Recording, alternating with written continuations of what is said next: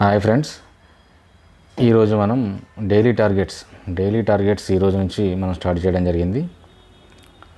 So అందులో ఇవాళ మనం డే 1. సో డే 1లో భాగంగా ఉస్మాన్ అలీ ఖాన్ 1911 to 1948 చదవాలని ఒక టార్గెట్ ఇచ్చుకోవడం జరిగింది.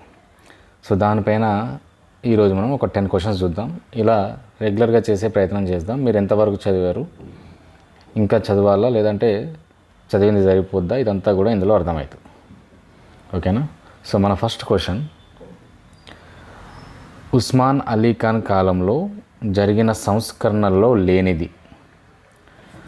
ఆప్షన్ ఏ, వెట్టి చాకిరీ వ్యవస్థ నిషేధించబడింది, మరణశిక్ష రద్దు చేయబడింది, కోర్టు గదులలో పొగ త్రాగడం నిషేధించబడింది, హైదరాబాద్ సంస్థానంలో తొలి జనగణన జరిగింది. సో ఇది వెట్టి చాకిరీ వ్యవస్థ నిషేధించబడింది, ఇది కరెక్ట్ స్టేట్మెంట్. ఇది మరణశిక్ష రద్దు చేయబడింది, సో ఇది కూడా కరెక్ట్ స్టేట్మెంటే. కోర్టు గదులలో పొగ త్రాగడం, సో ఇది కూడా కరెక్టే. హైదరాబాద్ సంస్థానంలో తొలి జనగణన జరిగింది, సో ఇది కరెక్ట్ స్టేట్మెంట్ అంటే కాదు. మనకు 1881లోనే హైదరాబాద్లో కూడా జనగణన జరిగింది. సో అది మీర్ మహబూబ్ అలీ ఖాన్ కాలం.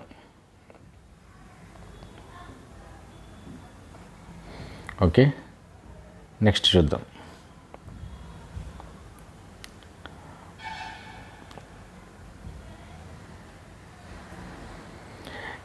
ఎర్రం మంజిల్, దాని ఇప్పుడు మనం ఎర్ర మంజిల్ అంటారు హైదరాబాదులో. సో దానికి సంబంధించి ఎర్రం మంజిల్ అనగా స్వర్గంలో నిర్మించుకున్న అందాల భవనం అని అర్థం. ఇది ఇండో యూరోపియన్ శైలిలో నిర్మించారు. దీనిని చోటేసి దునియా అని ప్రశంసించినది పరావస్తు లోకేశ్వర్.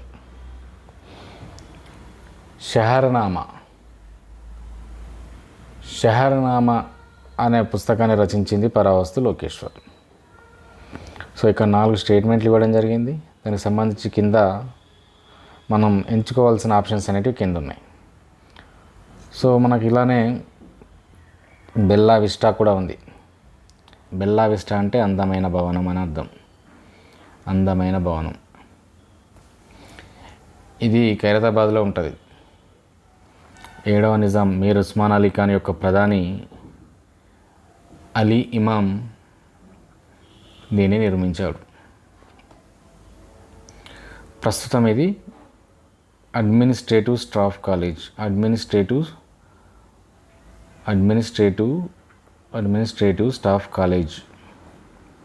ఇది ప్రీవియస్ క్వశ్చన్ కూడా. బెల్లా విస్టా ప్రస్తుతం దేనికి ఉపయోగపడుతుందంటే అడ్మినిస్ట్రేటివ్ స్టాఫ్ కాలేజ్. ఇది నెక్స్ట్ చూద్దాం. ఇక్కడ కింద ఆప్షన్స్లో మనం కరెక్ట్ సరైన సమాధానం ఎన్నుకోవాలి. సో ఈ 4 స్టేట్మెంట్లు కూడా కరెక్టే. ఎర్ర మంజిల్ అనగా స్వర్గంలో నిర్మించుకున్న అందాల భవనం, ఇది ఇండో యూరోపియన్ శైలిలో నిర్మించబడింది, దీనిని చోటేసి దునియా అని ప్రశంసించింది పరావస్తు లోకేశ్వర్. షహర్నామాతో పాటు చాలాసార్లు ప్రీవియస్గా అడిగిన క్వశ్చన్ సలాం హైదరాబాద్ ఈ బుక్ రచించింది ఎవరు అని పరావస్తు లోకేశ్వర్. సో ABCD సరైనవి. నెక్స్ట్ చూద్దాం. 3వ క్వశ్చన్, MIM నిర్వహించిన పత్రిక Imroz, Payam, Itmat, Razakar. So correct answer వచ్చేసి ఇత్మత్.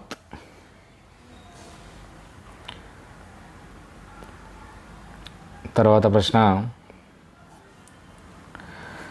సాలార్జంగ్ మ్యూజియం కోసం కృషి చేసినది 3వ సాలార్జంగ్. సో క్రింది వాటిలో సరికానిది ఏది? ఇందులో ఈ 4 ఆప్షన్స్లో సరికానిది ఏదో మనం కనుక్కోవాలి. సాలార్జంగ్ మ్యూజియంను 1951 డిసెంబర్లో ప్రారంభించారు. సో ఇది మొన్న మనకు 2023లో జరిగిన 2023లో జరిగిన ఎగ్జామ్లో వచ్చింది. సాలార్జంగ్ మ్యూజియం ఏ సంవత్సరంలో ప్రారంభించబడింది? సో 1951. ఇక్కడ మనం మంత్ కూడా యాడ్ చేసుకుంటున్నాం, December 16. సో డిసెంబర్ గుర్తుపెట్టుకుంటే సరిపోతుంది. 1951 డిసెంబర్లో ప్రారంభించబడింది.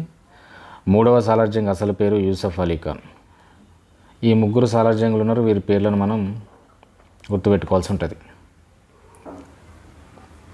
ఈ మొదటి వ్యక్తి తురబ్ అలీ ఖాన్, మూడో వ్యక్తి మనకి ఇక్కడ యూసఫ్ అలీ ఖాన్ అన్నాడు. ఈ రెండో వ్యక్తి ఎవరో మీకు తెలిస్తే కామెంట్ చేయండి.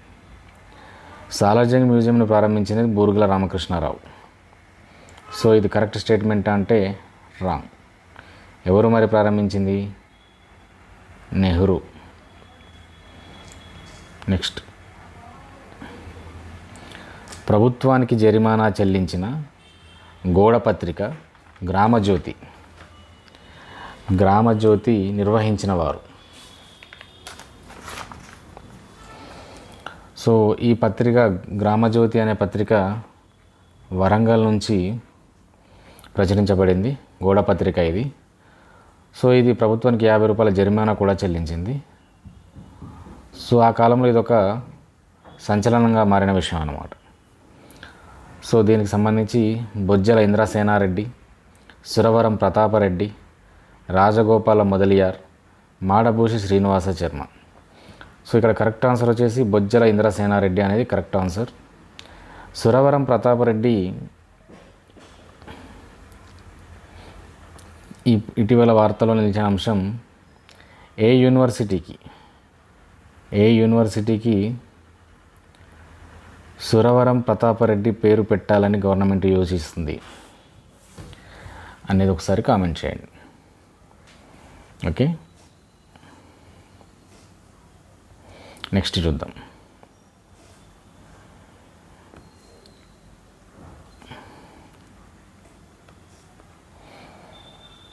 ఎంతోమంది ప్రముఖుల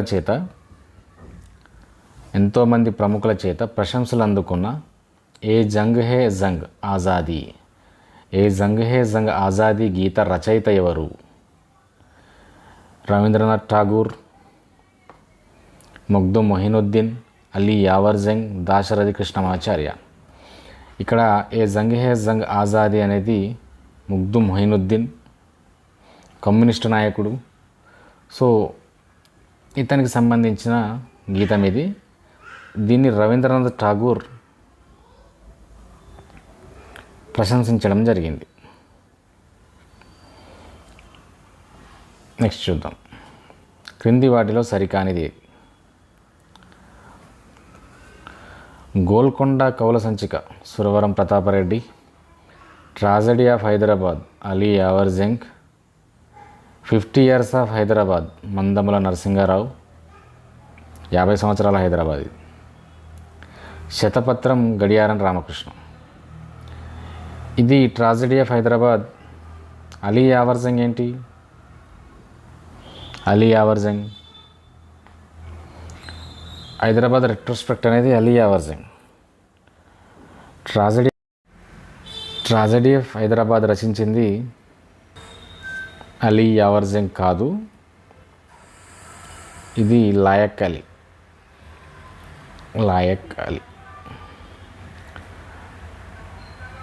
ఇప్పుడు కేఎం మున్షికి సంబంధించిన ఒక బుక్ ఉంటుంది, ఆన్ ఎండ్ ఆఫ్ ఆన్ ఎరా. ఇది చాలా ఇంపార్టెంట్ పుస్తకము. సో నిజాం యథాతథ ఒప్పందం తర్వాత భారత ప్రభుత్వం తరపున హైదరాబాద్ రాష్ట్రంలో ఉన్న ఏజెంట్ ఎవరు అంటే కేఎం మున్షి. హైదరాబాద్ రాజ్యంలో భాగ్యరెడ్డి వర్మకు సంబంధించి క్రింది వాటిలో సరికానిది ఏది? ఇది 1906. 1906లో జగన్ మిత్ర మండలిని స్థాపించాడు. కరెక్ట్ స్టేట్మెంట్ అది. తెలుగు సాహిత్యంలోనే మొట్టమొదటి దళిత కథ వెట్టిమాదిగ. సో ఇది కూడా కరెక్టే. భాగ్యరెడ్డి వర్మ స్థాపించిన లైబ్రరీ ఆది హిందూ లైబ్రరీ. ఇది కరెక్ట్ స్టేట్మెంటే. 1927లో అలహాబాద్లో జరిగిన అఖిల భారత దిగువ కులాల సదస్సులో భాగ్యరెడ్డి వర్మ ఉత్తర భారతదేశ ప్రతినిధిగా పాల్గొన్నాడు. ఇది కూడా కరెక్ట్ కాదు, ఎందుకంటే దక్షిణ భారతదేశ ప్రతినిధిగా పాల్గొన్నాడు, ఉత్తర భారతదేశం కాదు. ఓకే, నెక్స్ట్ చూద్దాం. క్రింది వాటిలో సరికానిది ఏది? నిజాం ప్రజల సంఘం యొక్క అధ్యక్షులు సర్ నిజామత్ జంగ్, ఇది కరెక్ట్ స్టేట్మెంట్. హైదరాబాద్ ఆర్య సమాజ్ శాఖ 1892లో స్థాపించబడింది, ఇండియాలో అయితే 1875లో స్థాపించబడింది దయానంద సరస్వతి చేత ముంబైలో. తెలంగాణలోని దళిత ఉద్యమాన్ని సంకలనం చేసిన వ్యక్తిగా పేరుగాంచిన పిఆర్ వెంకటస్వామి రాసిన గ్రంథం దే బర్న్, ఇది కరెక్ట్ స్టేట్మెంటా? పిఆర్ వెంకటస్వామి రాసిన పుస్తకం ఏంటి? లాస్ట్ ఆప్షన్ చూద్దాం. అవర్ స్ట్రగుల్ ఫర్ ఎమాన్సిపేషన్ అనే గ్రంథ రచయిత బి శ్యామ్ సుందర్. సో మనకు ఈ పిఆర్ వెంకటస్వామి రచించిన గ్రంథం ఇది, అవర్ స్ట్రగుల్ ఫర్ ఎమాన్సిపేషన్ అనే గ్రంథం పిఆర్ వెంకటస్వామి రచించడం జరిగింది. దే బర్న్ అనే గ్రంథం బి శ్యామ్ సుందర్ రచించడం జరిగింది. సో ఇక్కడ మనకు సరికాంది ఏది అన్నాడు కాబట్టి ఈ రెండు రాంగే. సో మన ఆన్సర్ ఇవి రెండు. సో ఆప్షన్స్ చూస్తే option A 1 2 3, option B 2 3 4, option C 3 4, option D 1 2. So actually ఇక్కడ మనకి ఏబిసిడి ఇచ్చినప్పుడు ఇక్కడ ఇది 1 2 3 అన్నీ ఇక్కడ ఉండాలి. సో ఇక్కడ మనకైతే ఈ 3 4 అనేది మన ఆన్సర్. 3 4 అనేది మన ఆన్సర్, అంటే సిడి అనేది మన ఆన్సర్. సో ఇవాళే మనది ఫస్ట్ కాబట్టి కొంచెం మిస్టేక్స్ పడ్డాయి, ఇవన్నీ లైట్ తీసుకోవాలి. ఎందుకంటే మనకు స్పెల్లింగ్ అంటే మనకు ఏదైనా స్టేట్మెంట్ రాంగ్ ఉంటే కొంచెం ఇబ్బంది, కానీ ఇవి కొంచెం అడ్జస్ట్ కావాలి. నెక్స్ట్ నుంచి మనం మిస్టేక్ జరగకుండా చూద్దాం. ఇంకా Telangana people's struggle and its lessons అనే పుస్తక రచయిత ఎవరు? రావి నారాయణ రెడ్డి, పుచ్చాలపల్లి సుందరయ్య, వట్టికోట అల్వారు స్వామి, దేవులపల్లి రామానుజరావు. ఇక్కడ Telangana people's struggle and it lessons, Telangana విప్లవ పోరాటం గుణపాఠాలు. తెలుగులో చెప్తే డైరెక్ట్ ఆన్సర్ చెప్తారు పుచ్చలపల్లి సుందరయ్య, దాన్నే మనకి ఇంగ్లీష్లో ఇచ్చిండు అంతే. నెక్స్ట్ చూద్దాం.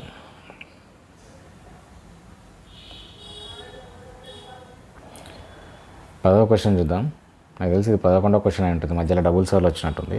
Okay, no problem. Nizam Mir Osman Ali Khan భారత ప్రభుత్వంతో యథాతథ ఒప్పందం 1947 నవంబర్ 29 కూర్చుకున్నాడు. ఇది రైట్ స్టేట్మెంటా అంటే కరెక్ట్ స్టేట్మెంటే ఇది. ఈ ఒప్పందం ప్రకారం హైదరాబాద్ యొక్క విదేశీ వ్యవహారాలు, రక్షణ, కమ్యూనికేషన్ పూర్తిగా నిజాం ప్రభుత్వం ఆధీనంలో ఉంటాయి. ఈ సెకండ్ స్టేట్మెంట్ చూడండి, హైదరాబాద్ యొక్క విదేశీ వ్యవహారాలు, రక్షణ, కమ్యూనికేషన్ పూర్తిగా నిజాం ప్రభుత్వ ఆధీనంలో ఉంటాయి. నిజాం ప్రభుత్వం ఆధీనంలో అన్నాడు. సో ఇది రాంగ్ స్టేట్మెంట్. విదేశీ వ్యవహారాలు, రక్షణ, కమ్యూనికేషన్ ఇవి నిజాం చేతులు ఉన్నాక ఒప్పందం ఎందుకు ఇక? సో కింది వాటిలో చూసుకుంటే ఒకటి మాత్రమే సరైనది, రెండు మాత్రమే సరైనది, రెండు సరికాదు, రెండు సరైనవి. సో మన ఆన్సర్ ఇది, ఒకటి మాత్రమే సరైనది. సో ఇందులోనే మనకు ఇంకో క్వశ్చన్ కూడా ఫ్రేమ్ అవుతుంది చూడండి ఒకసారి, చాలా ఇంపార్టెంట్ ఇది.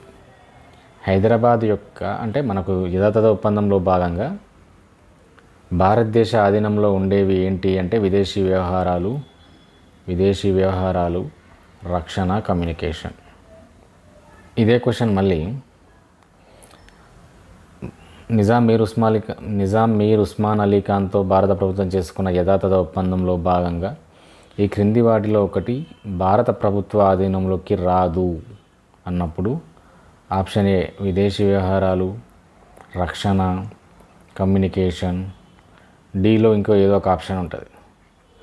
సో అలాంటప్పుడు మనం డీని గుర్తించాల్సి ఉంటుంది. సో అప్పుడు ఈ మూడు మనకు తెలిసి ఉండాలి. ఓకే, సో ఇవి మన 10 క్వశ్చన్స్.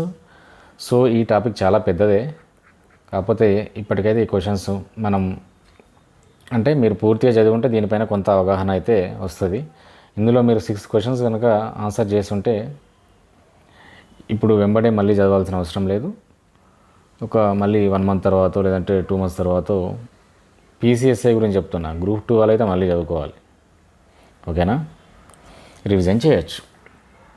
ఇంకా మనం నెక్స్ట్ మళ్ళీ రేపు ఇచ్చిన టార్గెట్కి సంబంధించి రేపు మిగతా క్వశ్చన్స్ ఏమో చూద్దాం.